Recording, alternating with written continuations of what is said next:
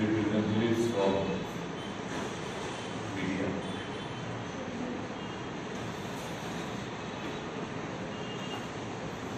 পশ্চিম ত্রিপুরা লোকসভা নির্বাচন সম্পন্ন হয়েছে আগামী 26 তারিখ পূর্ব ত্রিপুরা লোকসভা নির্বাচন।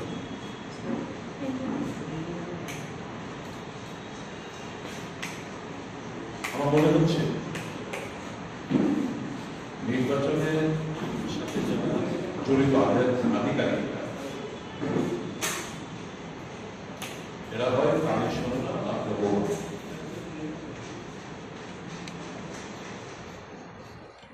আমি ক্রিকেট পারবো আমরা কিছুদিন আগে সাংবাদিক সম্মেলনও করেছিলাম এবং ইন্ডিয়া মঞ্চের তরফ থেকে আরোর কাছে পূর্বাসনে তিনি আরোর কাছে লিখিত আকারে অভিযোগ জমা করেছিল এই মর্মে যে যিনি পূর্ব ত্রিপুরা আসলে ভারতীয় জনতা পার্টির প্রার্থী 2018 সালের এফিডেভিট এবং 2024 সালের এফিডেভিট থেকে পরিষ্কার যে উইথ মেলাফাইড ইন্টেনশন এই ক্যান্ডিডেট অন্যায়ভাবে এবং রাজনৈতিক লাভালাভের কথা মাথায় রেখে ওই ক্যান্ডিডেট উনি ওনার সামনে তার কর্ম হিসেবে জমা দিয়েছেন। 2018 এফিডেভিটে কৃতি দেবী সিং হিসেবে জমা করেছিলেন এবং ওখান থেকে নির্বাচনে দাঁড়াতে গেলে certified copy of the electoral role এনে জমা দিতে হয়। আজকের তারিখেও ইলেকশন কমিশনের যে ওয়েবসাইট এই ওয়েবসাইটে ছত্তিশগড় প্রদেশে 72 নম্বর খাওয়ারদা অ্যাসেম্বলি কনস্টিটুয়েন্সি 205 নম্বর ভাগে 557 নম্বর ভূমি নম্বরে উনার নাম আজকেও কৃতি দেবী সিং হিসাবে লিখিত আছে। Certified copy of the electoral roll এনে এখানে জমা করতে হয়। যেহেতু ওখানে দেববর্মন হিসাবে নেই, ইলেকট্রাল রোলে যে নামটা সেই নামটাই ব্যালট পেপারে ছাপানো দরকার এবং এটি হচ্ছে মূলত যে রুলস এন্ড প্রসিডিউর। কিন্তু দেখলাম 2024 যে এফিডেভিট উনি জমা করেছেন এতে কৃতি দেবী দেববর্মন হিসেবে তিনি উল্লেখ করেছেন। এই অভিযোগটা যখন করেছিল আমরা ভেবেছিলাম যে ব্যালট পেপার পুনরায় ছাপা হলো, দেববর্মন নামটা বাদ দেওয়া হলো এবং কৃতি দেবী সিং নামে ব্যালট পেপার হিসেবে নির্বাচনটা করা হলো। এই দেববর্মন টাইটেলটা লাগানোর উদ্দেশ্য হচ্ছে অন্যায়ভাবে explore and exploit the sentiment of the Development community. আমি আজকে ত্রিপুরার কাছে জিজ্ঞেস করতে চাই যারা ত্রিপুরা কমিউনিটি বিলং করে, যদি ছত্তিশগড়ে কি কারণে উনি ডেভেলপমেন্ট ট্যাক্টিকটা রাখলেন না, নিশ্চয়ই লজ্জাবোধ হয়েছে।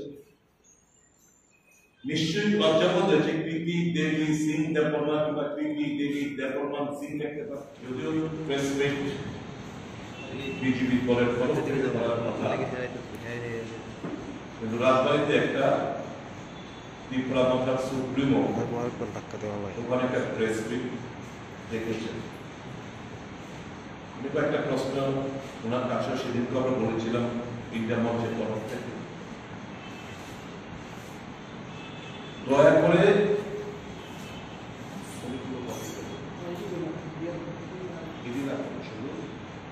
ঠিক আছে, শুধু কয়েকটি প্রশ্নের উত্তর দিন। বিজেপি, আচ্ছা আমার প্রশ্ন দলের কাছে প্রশ্ন, বিজেপি কি গ্রেটার ট্রিব্যুনালের সমর্থন করে? যদি না করে থাকে তাহলে আপনি ব্রিটিশ সঙ্গে আঘাতে গেলেন না। আঘাত বিজেপি আপনার কোন বিজেপির সঙ্গে বিজেপি প্রার্থী হল কি কারণ? দ্বিতীয় প্রশ্ন হচ্ছে কনস্টিটিউশনাল সলিউশন, দয়া করে এটা খোলাসা করে বলুন যে আপনাদের ডিমান্ড কি।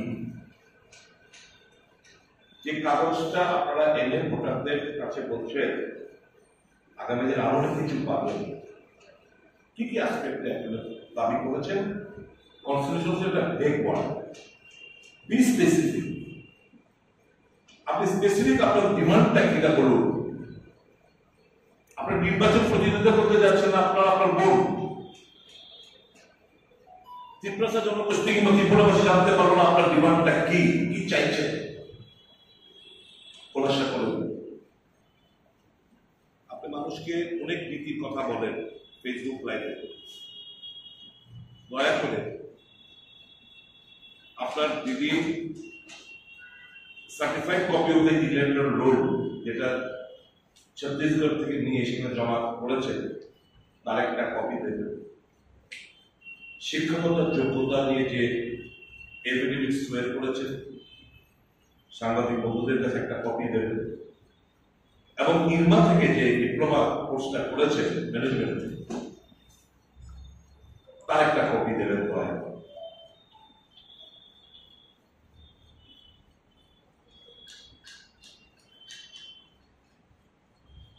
আমার প্রত্যাশা থাকবে এই নির্বাচন সুষ্ঠুভাবে সম্পন্ন হবে। নির্বাচন কমিশনের কাছে এবং আমাদের এখানকার আধিকারিকদের কাছে, রিটার্নিং অফিসার, পুলিশ প্রশাসনের কাছে আমরা দাবি করছি পশ্চিম ত্রিপুরা অভিজ্ঞতার নিরিখে যেন এটা পুনরাবৃত্তি পূর্ব ত্রিপুরা না হতে পারে, প্রয়োজনীয় ব্যবস্থাপনা ওনাদের তরফ থেকে গ্রহণ করবেন, এটাই আমার দৃঢ় প্রত্যয় এবং প্রত্যাশা। ভোটারদের কাছে আমার বিল থাকবে, ঘর থেকে সকাল সকাল বেরিয়ে আসবেন,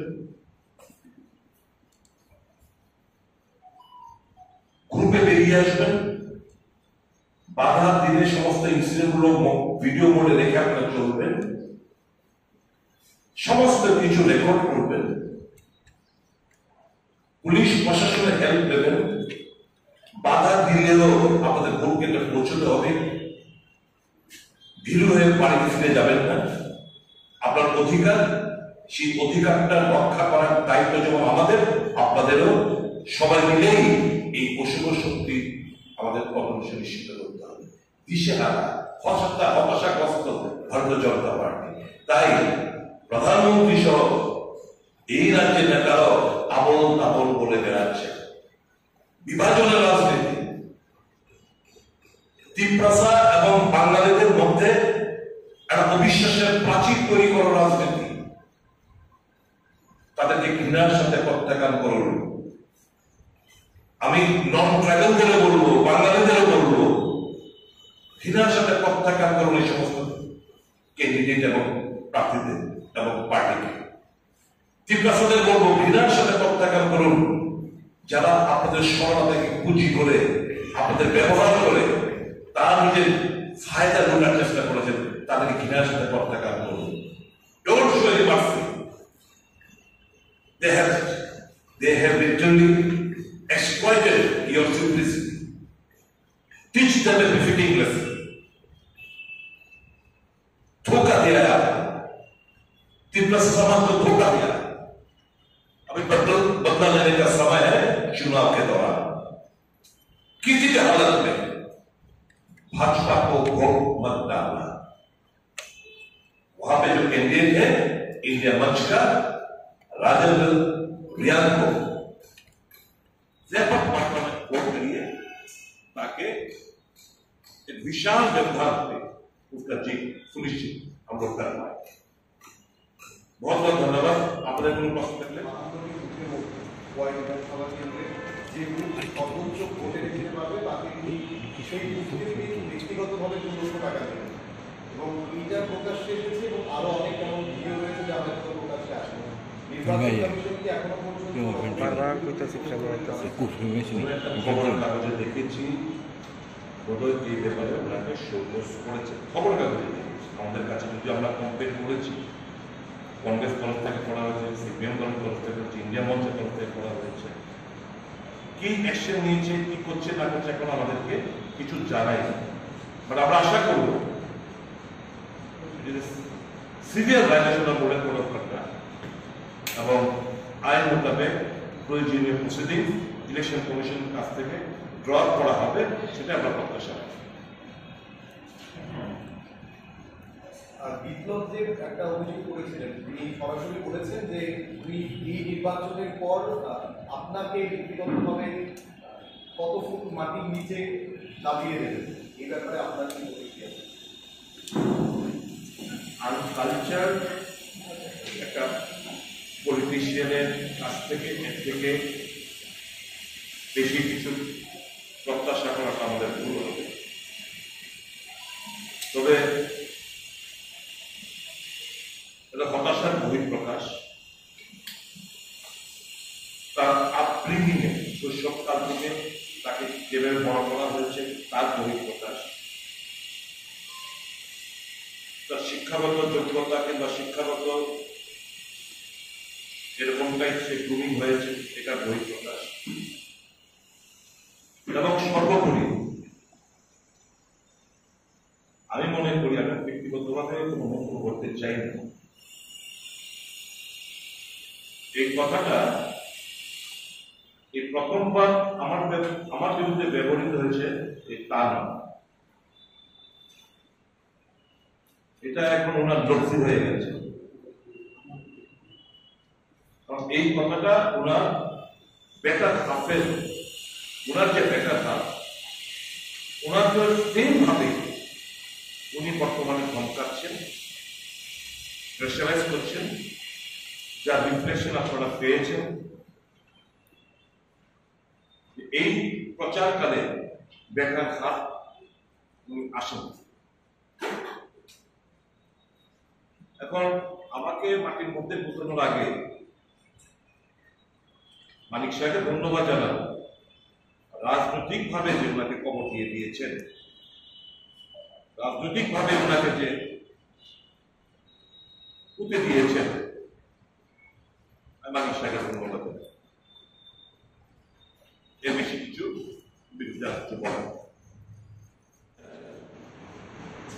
সমস্ত কিছু দেবী সিং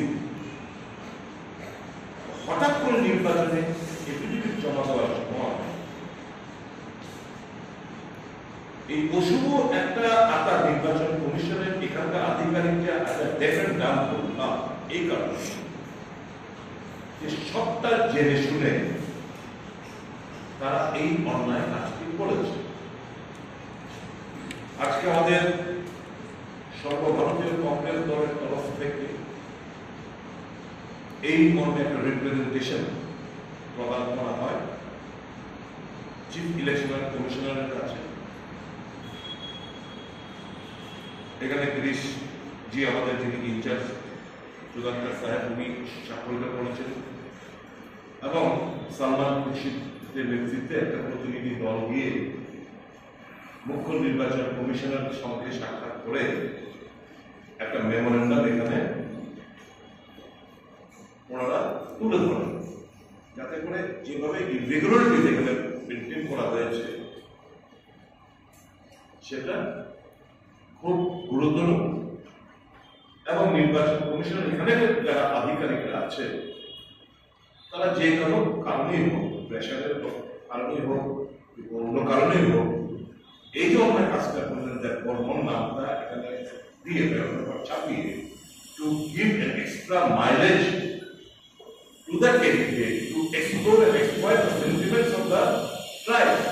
এটা মারাত্মক গুরুতর অপরাধ বলে আমরা মনে করি আমরা ভেবেছিলাম এখানকার যারা দায়িত্বপ্রাপ্ত আধিকারিকরা আছেন এটার গুরুত্ব আরো বুঝে তদন্ত করবে, তারা তাদের এই ভুলটা শুধরাবে। কিন্তু দেখলাম ইতিমধ্যে আমিও নির্বাচন কমিশনের কাছে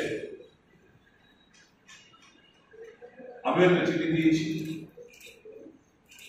এই চিঠির প্রেক্ষিতে আমাদের এএসপির তরফ থেকেও দেওয়া হয়েছে, যাতে করে সঠিক তদন্ত এবং আমি তো সরাসরি লিখেছি তোমরা এই কাজটা করলে তোমরা ইলেকশনটা পেছাও, রং ইলেকশনটা পিছিয়ে দাও, ব্যালট পেপার নতুন ভাবে ছাপাও, এই কৃতি দেবী সিং নামে নির্বাচনটা হতে হবে, নট দ্য কমিশন। এএসপির তরফ থেকে আপনাদেরকে মেমোরেন্ডামের জেরক্স কপি দেওয়া হবে। এটা সম্পূর্ণ একটা নির্বাচনটা যে একটা পড়াশোনাত্মক নির্বাচন, এটাও প্রমাণ না।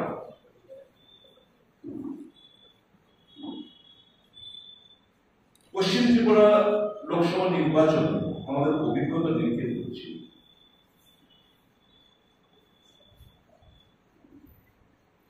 যে বুথের ভেতরে গিয়ে যথেচ্ছভাবে ফলস ভোটিং প্রদান করা হয়েছে।